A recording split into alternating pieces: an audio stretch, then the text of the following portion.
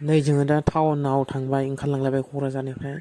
क'क्राझार टाउनाव थांबाय आरोखि थारमाने सासे लोगोआ फरेस्ट गार्डनि बे बिटिआरनि फरेस्टनि मा पस्ट ओंखारलाबायदोंना बे पस्टनि बिथाङा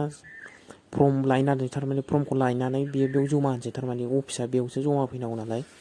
जोंना क'क्राझारावसो बे फरेस्टनि साख्रिना अफलाइनसो थारमाने बे अनलाइन नङा सासे लोगोआ जमा हैना दा आंबो हैनोसै बेहायनो फरेस्टनि ओरैनो टाइम पास बेरायथावथाव नुनानै बेनिफ्राय जोङो दसे लोगोनाव थानानै जोङो लोगोनि कारजों जोङो बावखुंग्रियाव बेलासियाव थांसै आरामसे जों बेरायनोसै नोंथांमोना नायलांदो ससे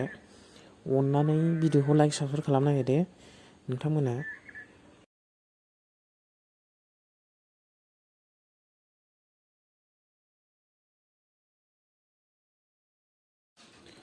बाक्सा उदालगुरि चिरां क'क्राझार बिदिनो गासिबनाबो बेयावनो जमा फैजोबनांगौ थारमाने बिराद मानसि गेलारि जायो आयौ ओंखायनो फुङाव जों होफैदों जमा फैदों लाइन जालायलाय जमानो फर्मखौनो बिमाबो जायगाखौ मोननो नागिरलाया बेखायनो जोङो थाब होफैबाय आरोखि नायदों नोंथांमोनहा